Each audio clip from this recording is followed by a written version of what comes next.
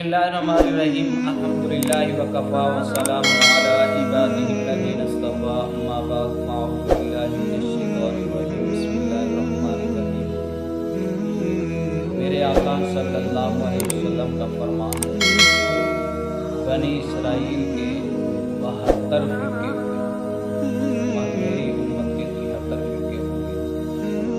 सहाबा इकराम ने कहा, या रसूल अल्लाह, जब 73 फ़िरके होंगे तो कौन सा फ़िरका जो है कामयाब होगा?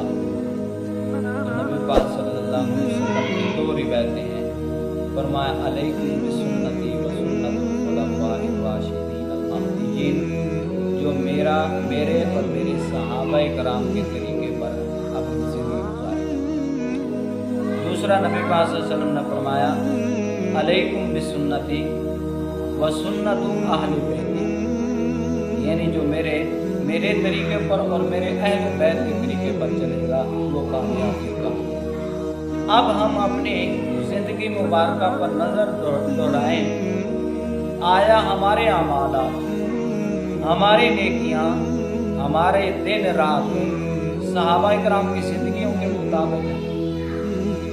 सहाबा इकराम रिज़वानुल्लाहि ताला अजमईन की ख्वाहिश ये होती थी हमारा सारा का मसारा माल तबाह हो जाए, सब कुछ तबाह हो जाए, लेकिन नबी पाक सल्लल्लाहु अलैहि वसल्लम की सुन्नत मुबारक न छूटे।